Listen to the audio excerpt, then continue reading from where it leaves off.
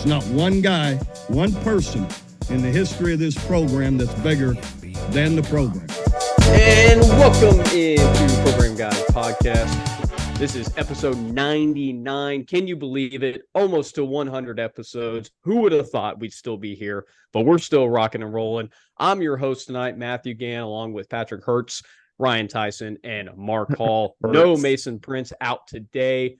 Crazy to think that our guy, Mason Prince, isn't here, but we're going to do it without him tonight. I'm going to do my best to fill in for a guy that we love and respect so much in the media world. Follow us, Program Guys, with a Z. The media world. All of our social media, Twitter, Facebook, Instagram, Threads, Be Real, Laps. Patrick, am I missing anything?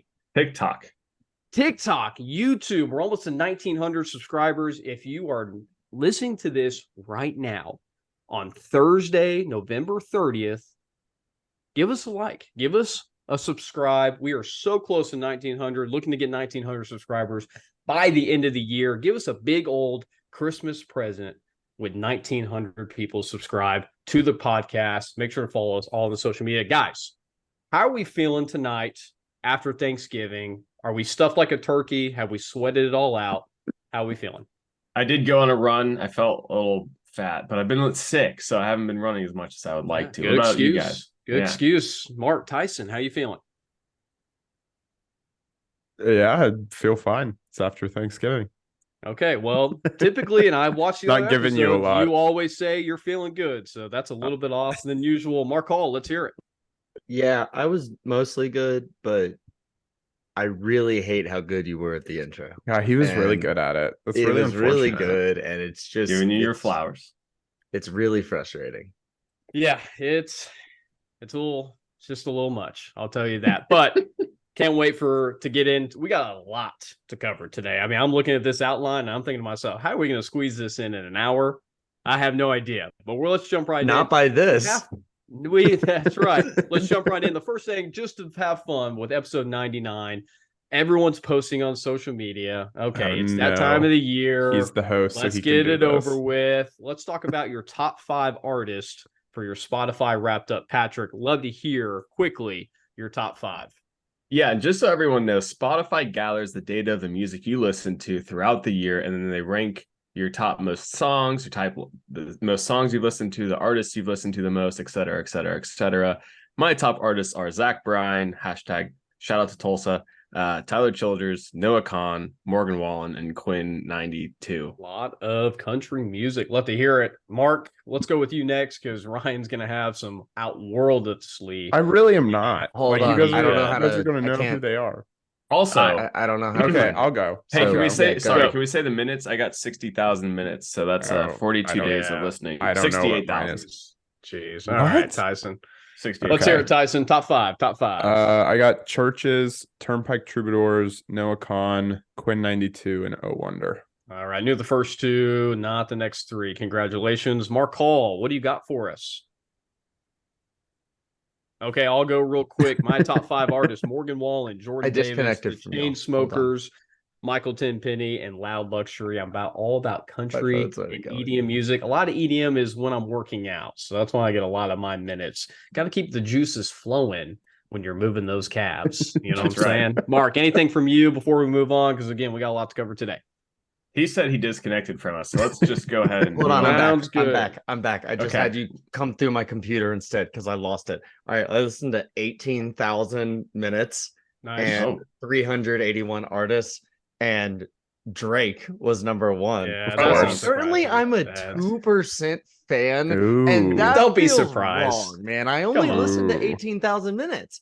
All right, but this is fun. We're just gonna go on the journey. Let me skip through some of these.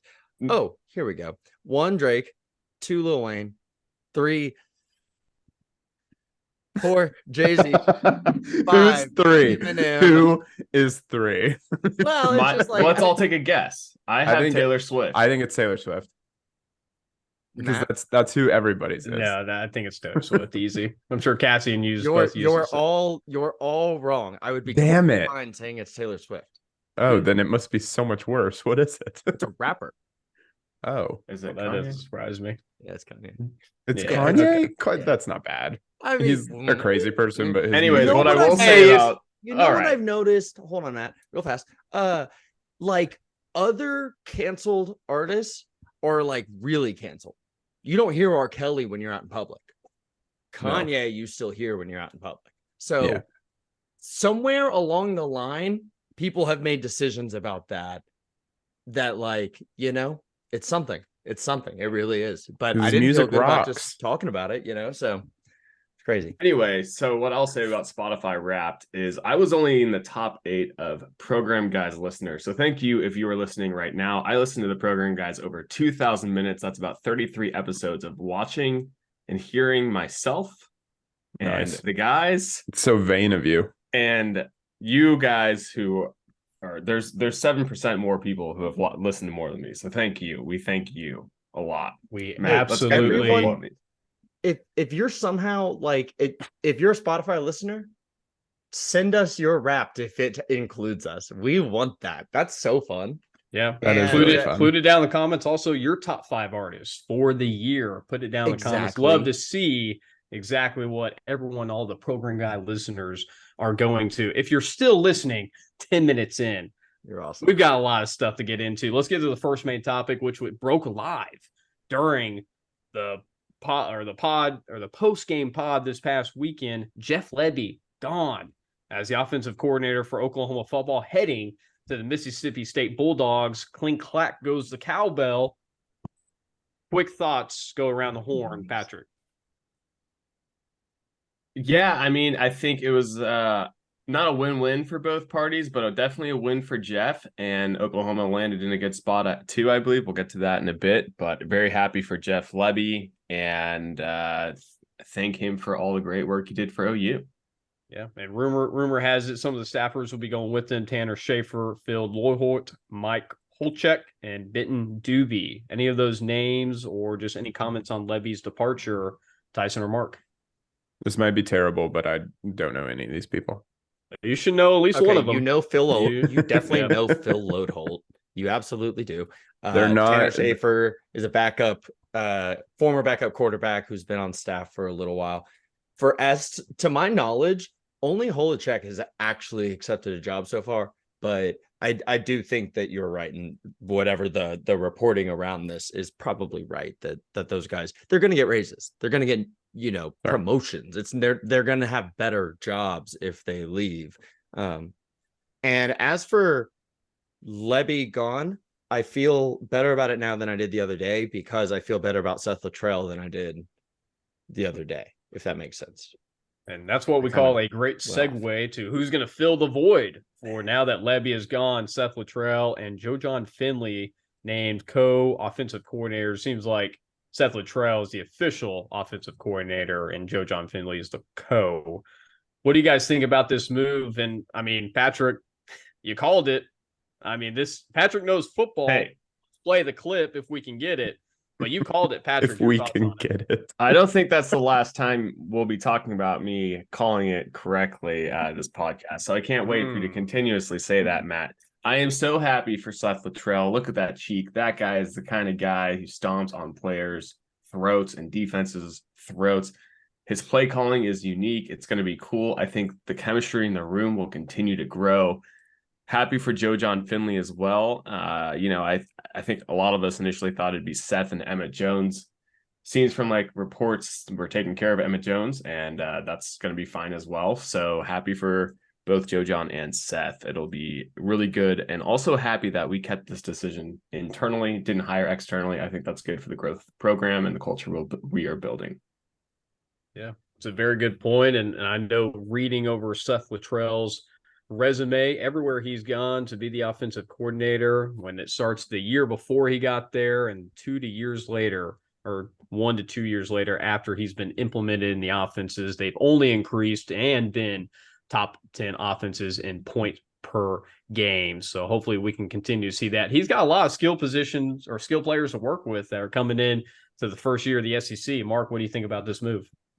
I like it a lot. I think that you look at the guys on staff, and if you brought someone in new, they would want to bring in their own staff. And suddenly you're asking people like, hey, Joe John Finley, Sooners beloved star, time to go. Time to go. We like you, but time to go. Bill Bedenbaugh, welcome to the door. Like, that's the way that would go, because everyone has their own staff. This Oklahoma staff is so entrenched because their ties are either 10 years at Oklahoma, like for a guy like Bedenbaugh, or they played here, or they're Venables guys. For the most part, that's up and down the staff what we have. You can definitely point out guys who are not that way. I don't want to say that every single person is, but people would stay and they would bring in a new OC to oversee a bunch of guys in place. That's a tough sell. That's a weird sell for everyone involved. This was a swift move. I think the transfer portal for everyone, or no, something like that. Like, you can start to sign something like that in 5 days, the 4th. So it's a good move to kind of keep a little stability around the program.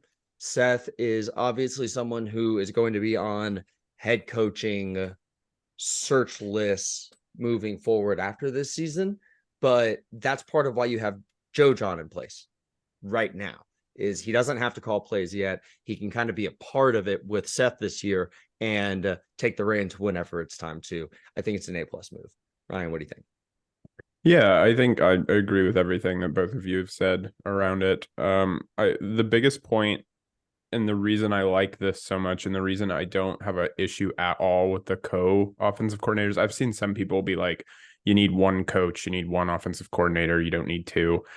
I don't really care about that, and I actually like this model because kind of what you said, Mark, toward the end of your comment, like, if you were going to be a big school like the Bamas and the Georgias, your offensive and defensive coordinators are going to get poached all the time. And you have to be aware of that. That is going to happen year in and year out. I mean, just look at Saban and the revolving door that is Alabama, right? Over the past 20 years. Like, if you want to be in those games with those big boys, this is what we're going to have to deal with. So I like the idea of saying, yes, it's basically, we're saying it's Littrell, but we're giving Joe John a promotion. We're giving him that title of co-offensive coordinator. We're basically saying, yes, we know Littrell is going to get poached probably in the next few years. Like, we are basically bringing Joe John to, like, you are next up. You are next up in line. We're building our bench. And that's one thing that I think we've always done really well at Oklahoma. I mean, if you look at our offensive coordinators in the past, I mean, when Heupel left, we brought in Lincoln Riley, who was already around at the time. When Lincoln Riley left, of course, we brought in Jeff Lebby, who was external, but was also not really external because his alma mater was OU. And then we're staying in internally. You know, I think what BV is trying to do here is create a family within these coaches. And I really love the fact that he has, even he mentioned today, like, he interviewed externally within the 2 days that they've had, basically, since the news broke about Lebby. But he interviewed externally. He's like, this was the decision. He's like, it was the easy decision, but it was the right decision at the same time with, like, where they are. So I love the move. I'm excited to see what changes and what doesn't change. Yeah, I think all great points. I'm going to pull a Mason here, the way he holds his mic and uses his hands. Here's my thing, guys. Here's my thing. I love the internal hire, especially as we transition into the SEC. I think that's the right move to keep the same system in place, like Mark was mentioning. If you bring in a flashy hire from the outside to implement a new offense in a full off season, especially heading into the biggest transition college football is ever going to face, with everyone moving to the Big Ten, us in Texas moving to the SEC, everything's getting realigned. But the SEC, I mean, we looked at the schedule, guys. The schedule is tough. There is a lot of games that OU is going to have to be very good, and they're going to have to score a lot of points against those opponents next year. So love the internal hire. Any last thoughts from the boys on the co-offensive coordinators, Joe John Finley, Seth Littrell? Yeah, to be clear, I do think it's going to be a different offense. I don't think it's going to be Jeff Sure. Lebby's offense. He's Sure, got his sure. own system. And I sort of like his background more than I did before, and not just like, oh, he was an OC and they did very well, right? He was a running backs coach, he was a fullback, and he was a running back coach under Mike Leach.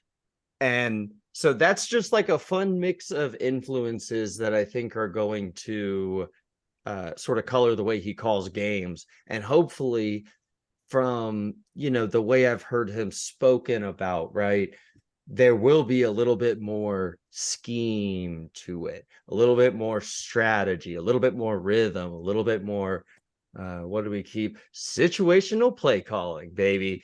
Having all of that in the bag where you're calling a play, to call the play 2 plays later, right? That's hopefully something that we're going to get. I would point everyone to this article from the rumbleseat.com. It's a Georgia Tech blog that they advocated for hiring Littrell last season as the OC after UNT fired him. And one thing I want to point out is how reliant he is on the quarterback, both passing the ball, obviously, and then as a running threat. And if you like what you saw from the Jack offense before, get ready for the Jack offense again. So some final was Littrell at Georgia Tech? I didn't know. No. It's a Georgia okay. Tech blog that was like, hey, I want us to go get him. Here's why. Got it. Okay. That makes sense. I was like, no wonder you like him. No. I like him almost entirely because like obviously he's been successful, right? But he's also been around this group and I mean, he's been here before at a high level. Like he knows these people. I do like the fact that he has DFW ties with the UNT. He was there for 6 years. I think that's good for recruiting. So I like that. And I think we're gonna have him for probably like 2 years, 2-3 years, maybe. Yeah, hopefully. So ride the Jackson. That's what we're like. I think that's what we're expecting. So he's gonna crush it in recruiting, man. He's gonna I think he's gonna be great in any North Dallas living room, and moms are gonna be just floored. Just looking at the chin, just being like, oh my God. The chin in that strong like crimson shirt he's gonna be wearing. Oh yeah, man, he's gonna be looking good. Yeah, he's gonna do well. Tyson mentioned it.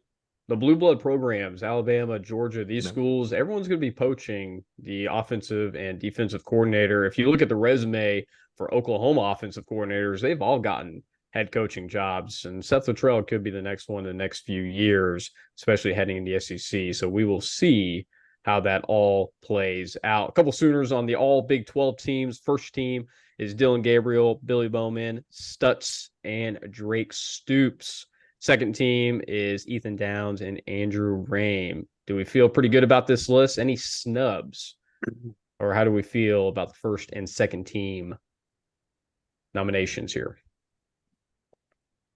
I think, I think that first team, I think those have been our 4 best players all year. So I'm okay with that. I feel pretty good about that first team.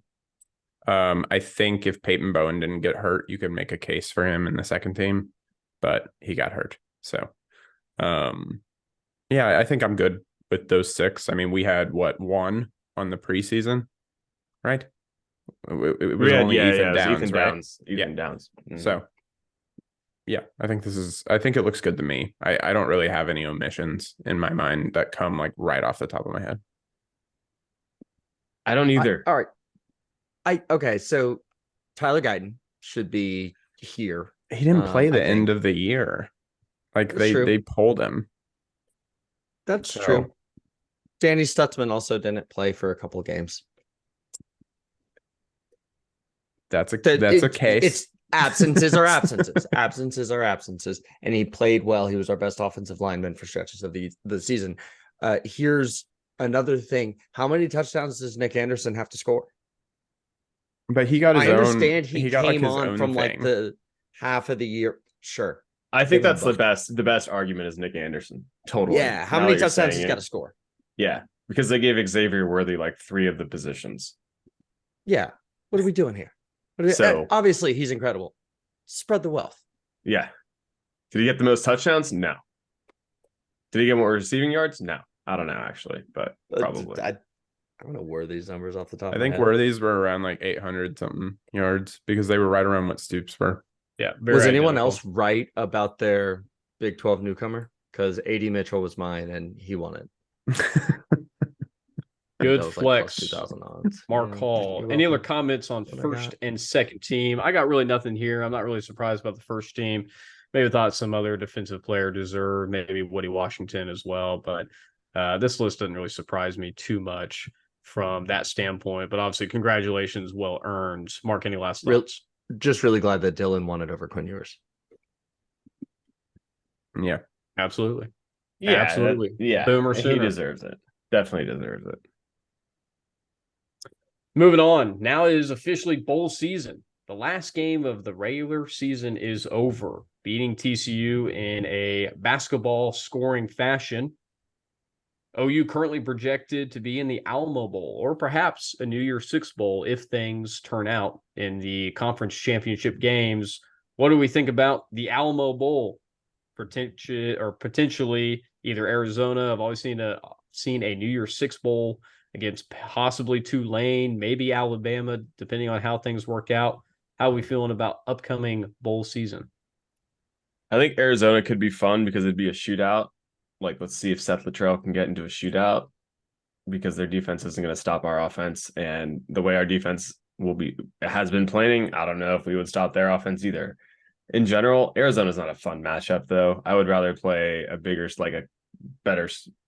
name school. I think arguably Arizona is like a more dangerous team to play right now. I think they're hot. Yeah, they're hot right now, and they really like. I don't know. I look at them, and then I look at somebody like Penn State, and I'm like, oh, I think I'd rather play Penn State. Who's like ahead of us in the rankings. Arizona scares me a little bit, and I think that like us being in. I don't know. I have a lot of thoughts on this, mostly because I think we should be in a New Year's Six Bowl above like Ole Miss, Missouri, and Penn State. I think we're a better team than those three teams. However, that is not the way the cookie crumbles. I think we're going to end up at the Alamo Bowl.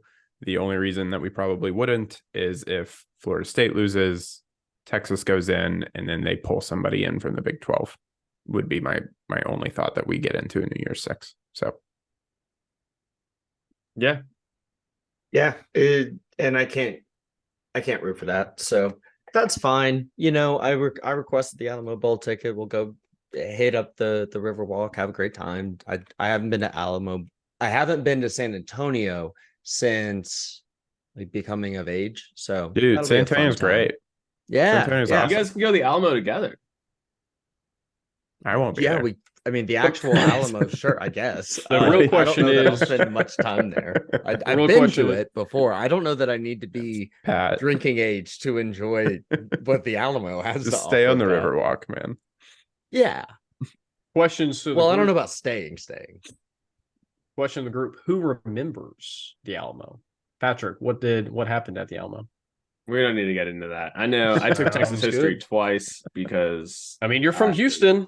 I yeah. mean, yeah. Why'd you take it twice? Did you Well, fail the first time? No, I was the assistant for the Texas history teacher in 8th grade because she liked me so much because I knew it so well. Wait, you do assistants in high school? This is so weird. I was This middle was middle school. school. This What? was middle school. Yeah. Do you like audit their classes? And this is like a Just middle hang school out thing? and just hang out and do chores for him. I'm an aide. Yeah, just did chores. for Little bit Texas of history grading. teacher. There's Not supposed to grade. Definitely do graded. they, Little still- bit of grading. do they still do that nowadays? I don't know. let's we I'm don't need sure to dive they did when into Daniel the- was in the Matt. rabbit Hold hole. on, they did when Daniel was here or was in school. Matt, I hold imagine on, they is still one do of the that. best comments. Go Look, ahead. continue again. Yeah, let's bring it back. So my thoughts are obviously, who knows at this point? It seems like the Alamo Bowl is probably the most realistic that we're going to get. Obviously, there a few years ago, playing Oregon, the final game for Caleb Williams. My biggest thing is who's going to play. I would like to see some of the guys like DG, like Stoops, who Stoops ended up being the best wide receiver. Nobody called that, but had just tremendous, really the last 4 or 5 games of the season. So it'd be interesting to see who ends up playing, who ends up possibly going to the draft, transferring out. Those are a lot of things that are going to be on my mind as we head into bowl season, but a lot of good games upcoming for the conference championship. Any last thoughts on bowl predictions for OU or just anyone else in general you want a quick hit on? Are we sure that Dylan Gabriel will not be in Starkville, Mississippi around the time? He does have I hope so. have 1 year eligibility left. So He's got a year. Who knows? He's in the top 10 of that record book. And if Mississippi State can come up with a nice enough offer, keep him away from the NFL one more season, give it a shot, maybe. He knows the offense. Everyone knows it's Jackson Arnold's time next year. Lebby kind of needs him there. Yeah, Will There's a Rogers case. has already said he's entering the transfer portal. So there's a real possibility there. Well, Matt Rule said it best: to get a good quarterback in the transfer portal, it's going to cost you $1 million, $1.5 million, $2 million. So DG could have a pretty high price point for being top 10 in a lot of major categories. So who will see if that ends up? Mark, quick comment. I think he actually kind of exposed himself there because, yeah, it costs that. I think it's accurate. I think sure, but I think some of it is also like we can't get people to come here, is Totally. what he's saying. Like that's part of it. Sounds like a personal problem.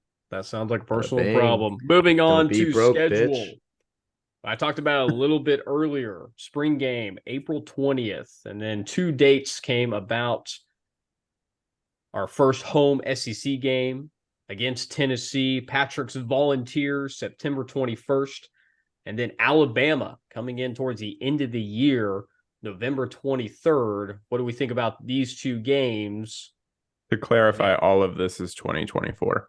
I know that's pretty self-explanatory, but I just want to clarify that for any listeners.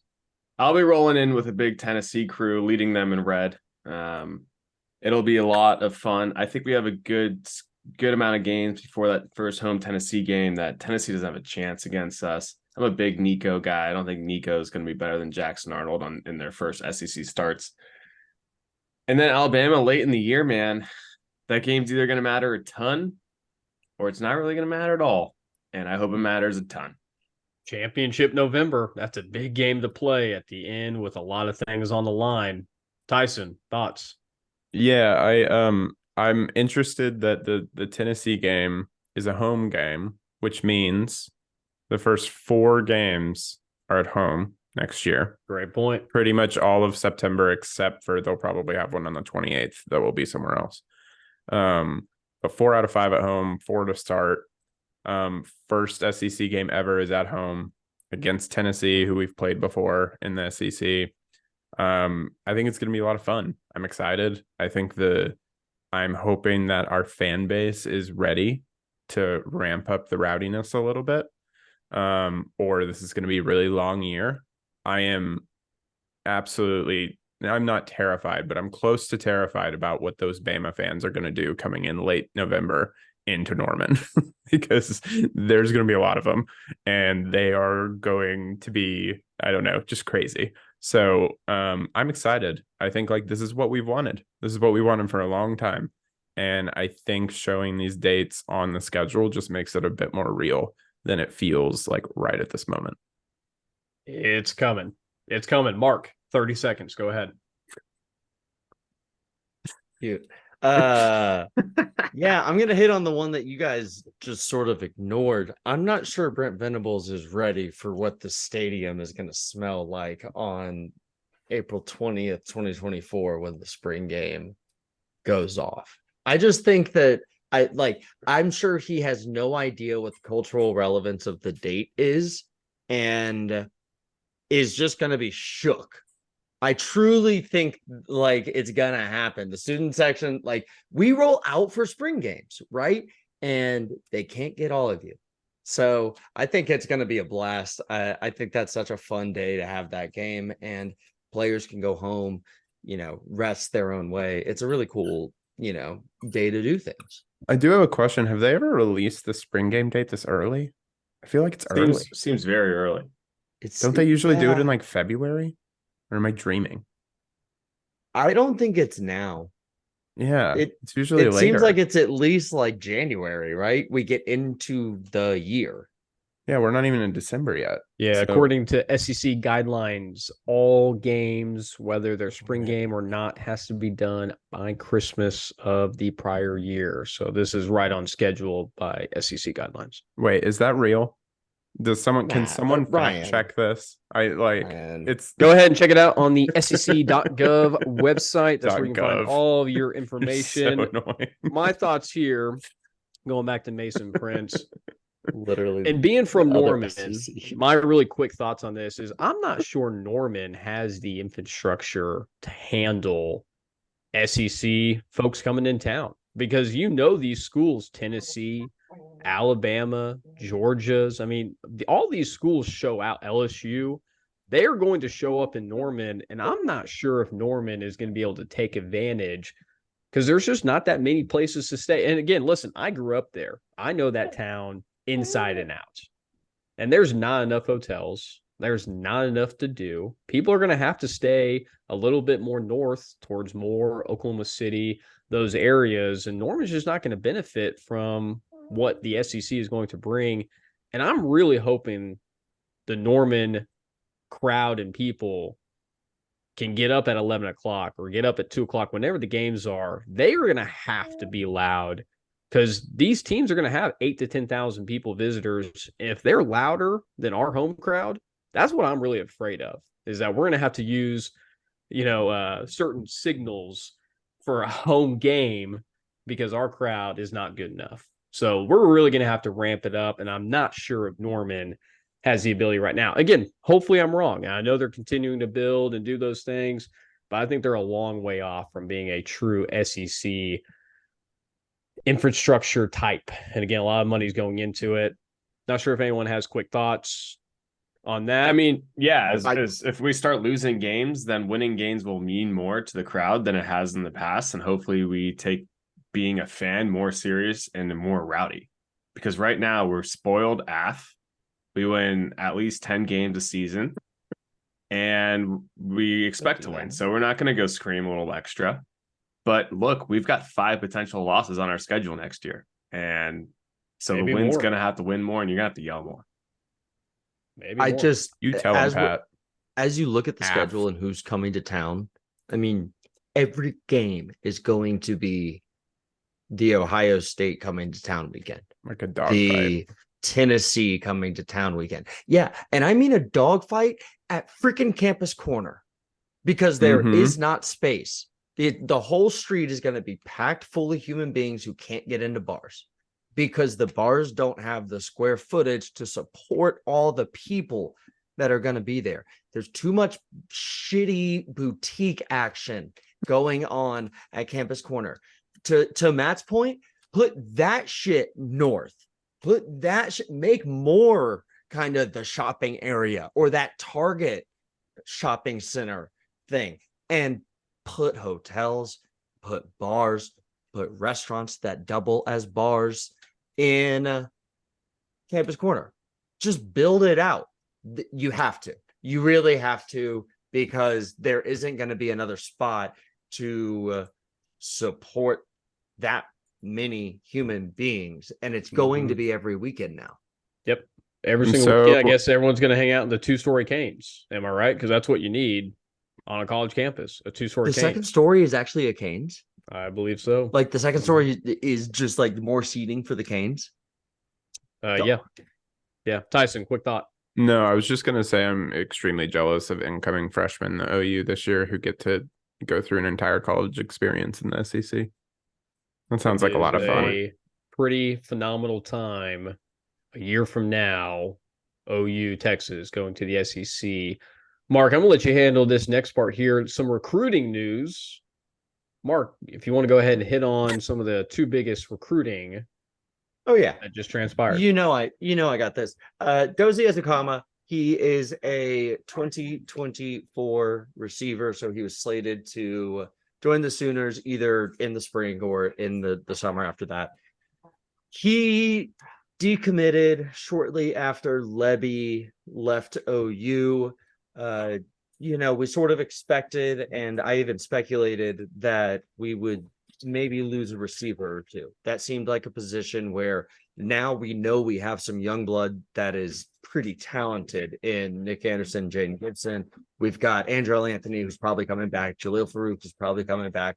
Makes sense to lose a receiver, right? So that's not too bad. The interesting thing now is there might be a hole there. And Texas A&M just lost their head coach. And we haven't seen, I don't think we've seen any kind of reaffirmation from Terry Bussey. And you guys know I'm drinking that Bussey Kool-Aid. Yeah, Bussey's coming. Bussey's coming. Yes, I hope he's coming. Not willing to drop a ball yet. Not there, but God, there's a spot and it is his size. So that is the most exciting thing for me there. Any thought on losing Dozie from the other guys? Just odd because I know his older brother went to Texas Tech, and obviously there's an Emmett Jones connection there. So weird that he decommitted after Lebby left. You'd think that the relationship with Emmett Jones was the stronger one that brought him in. That's all I've got. Ryan? No, Nothing really. I'm surprised. I mean, we're still in the phase where we could see more. But I think, like we talked about originally with the two OC hires, this was intentional on keeping basically the culture the same and keeping everything together. So I'm hoping that is successful and we don't see any more. But yeah, I'm okay with one.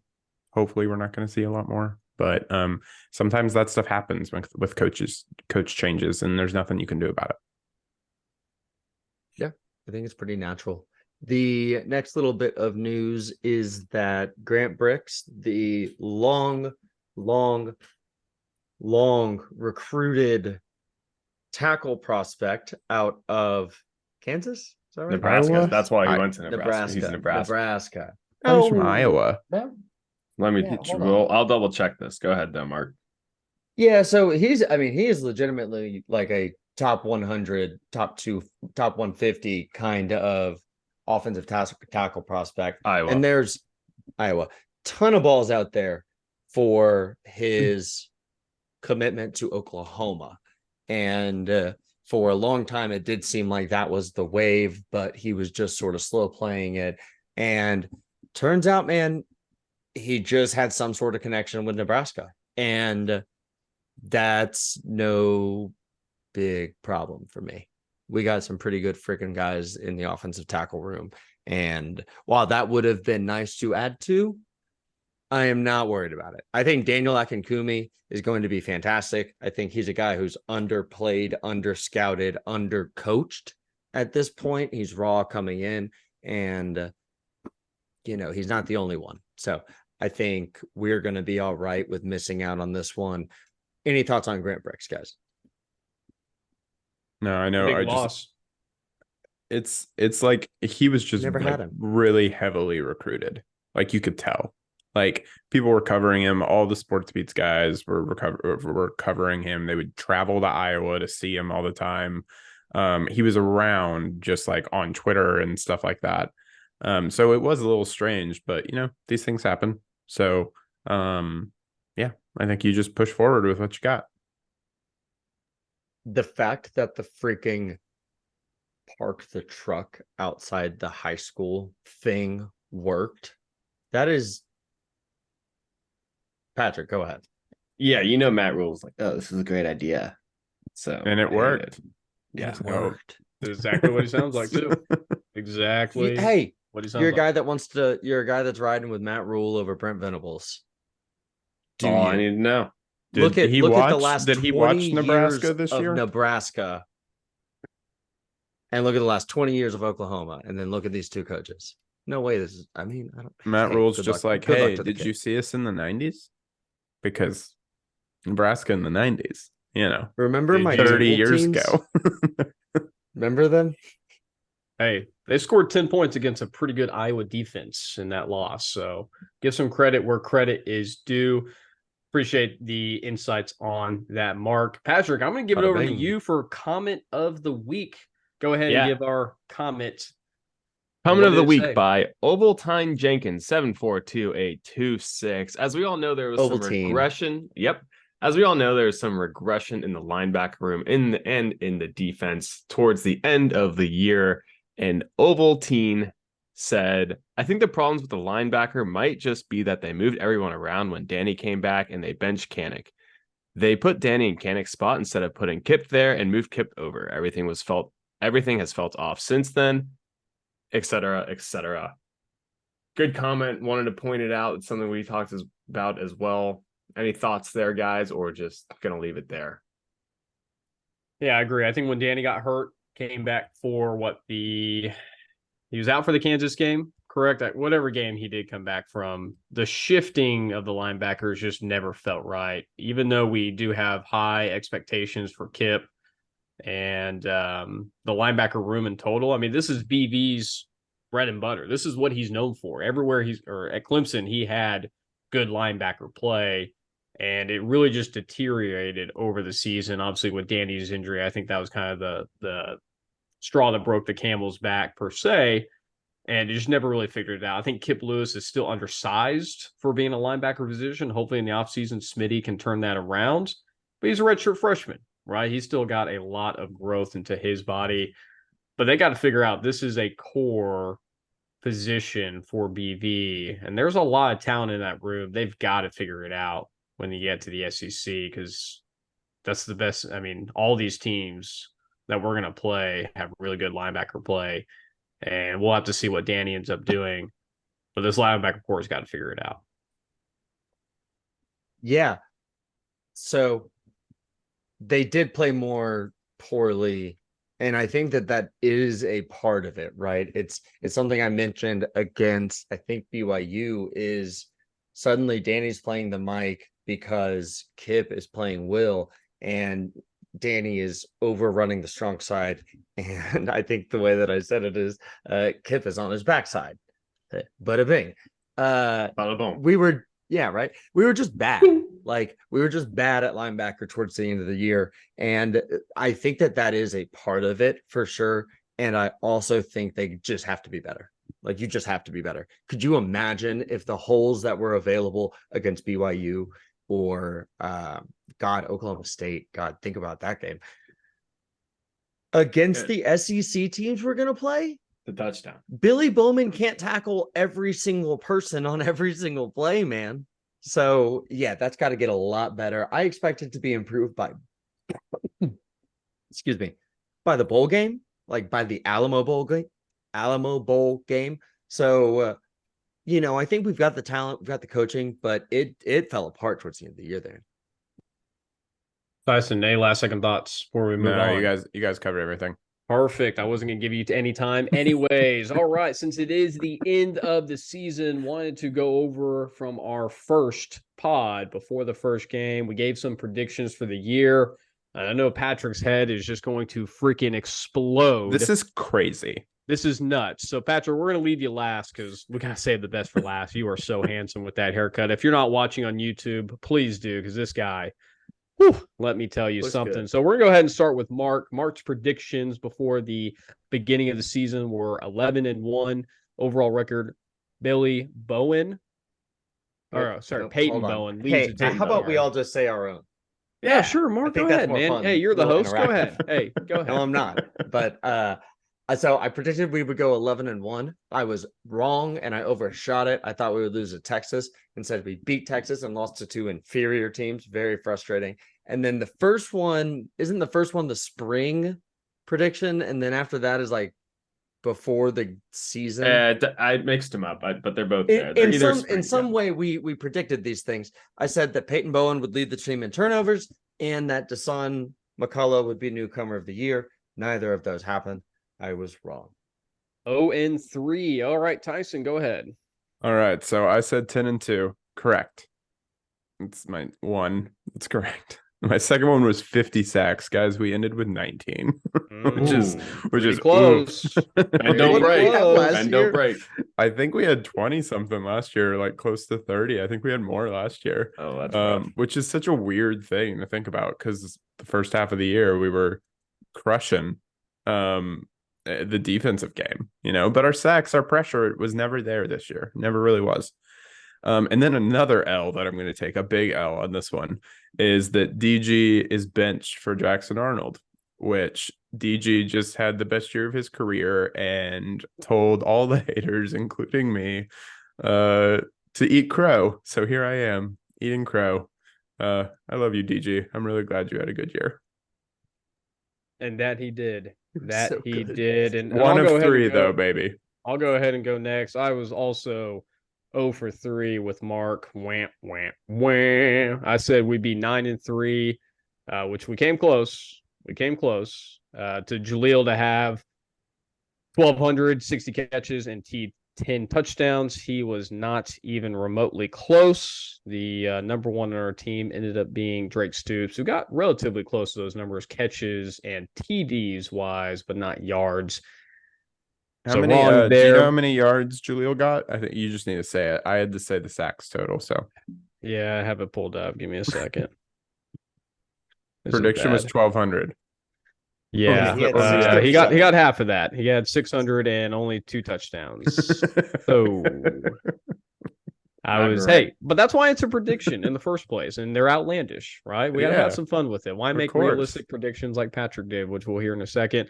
And my last one was defense leads in all Big 12 categories. They definitely did that the first couple games of the season, but man, not towards the end. I think they ended up like top 4, top 3 in most of those categories. So relatively close, but not all the way there.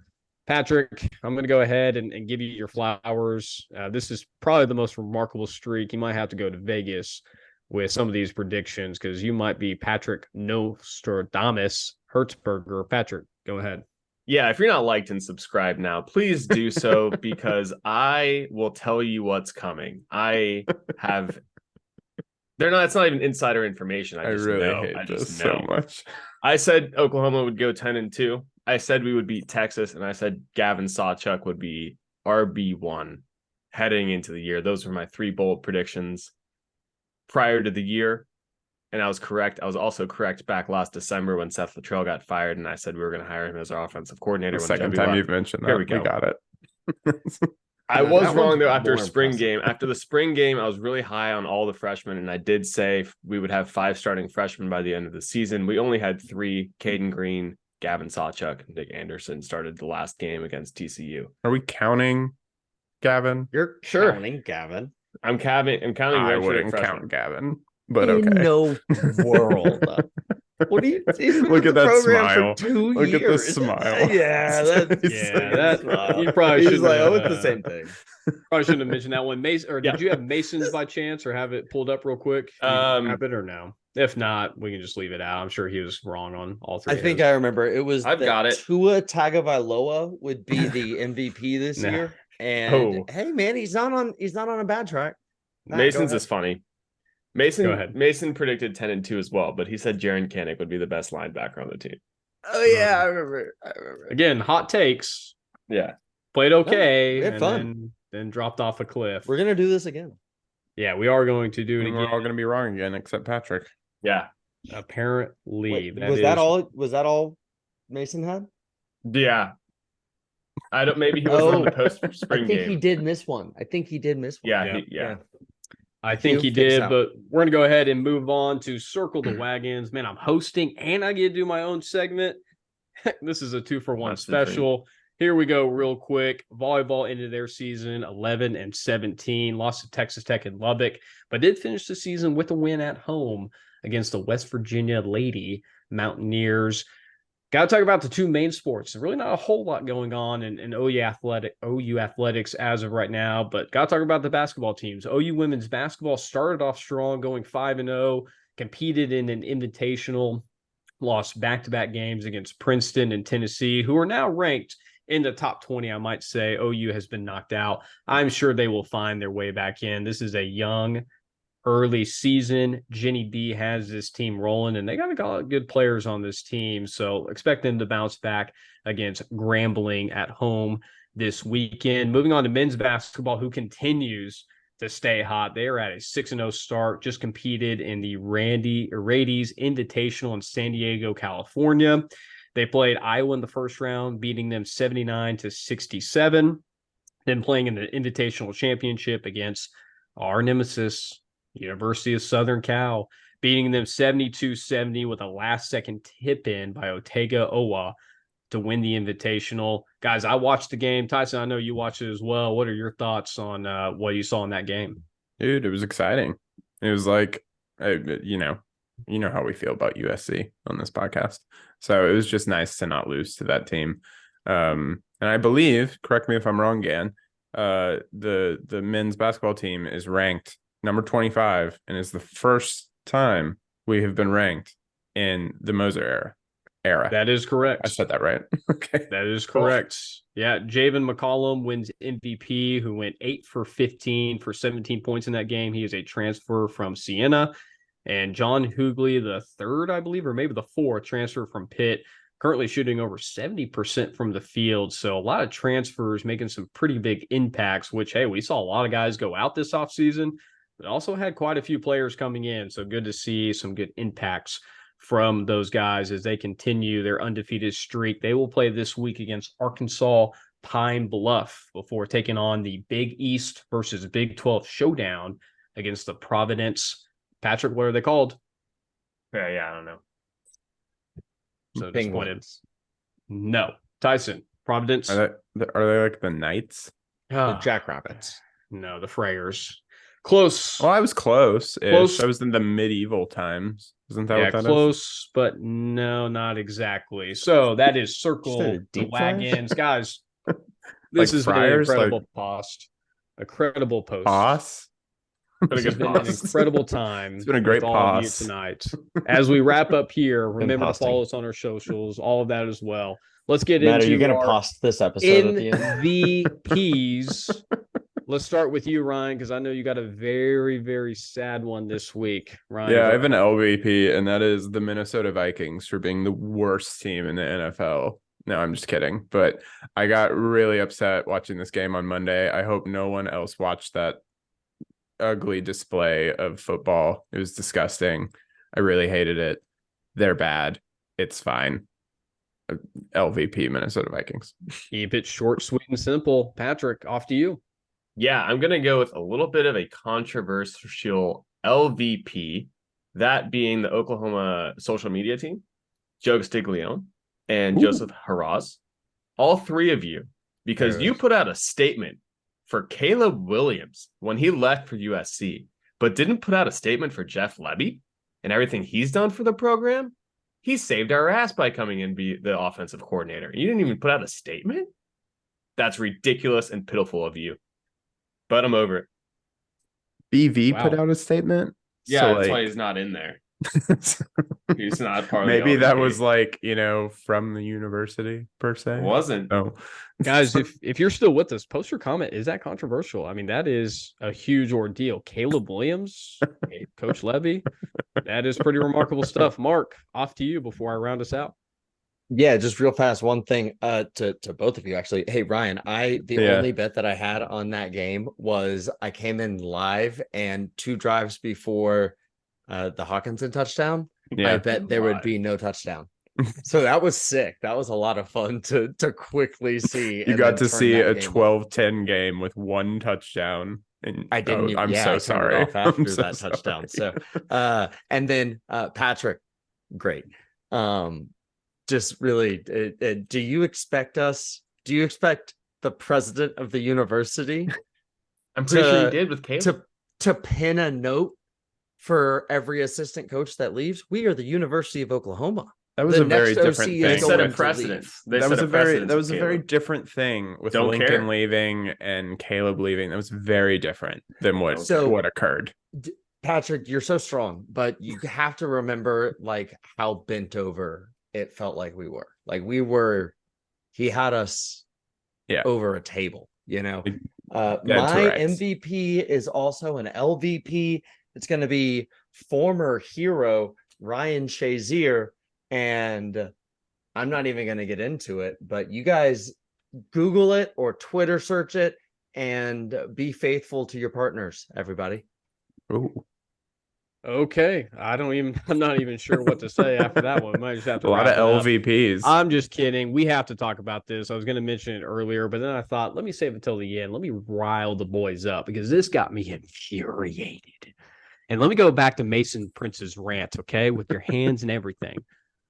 Loser MVP goes to the committee for the Jim Thorpe Finalist Award, going to the three finalists for the guy from Iowa, Georgia, and a guy from Air Force Academy. Listen, not going to give credit where credit is due, but how do you not include Billy Bowman in this conversation? When you compare statistically to these other three players, Billy outranks them every sitch way. I don't know what else this committee is looking at. Maybe they have their blinders on and they're just picking out people out of a dartboard. I don't know, but this is disgraceful. Danny Stutzman got disgrace when he didn't get for the Buckus Award. Billy Bowman for the Jim Thorpe Award. I mean, come on. Are we freaking joking?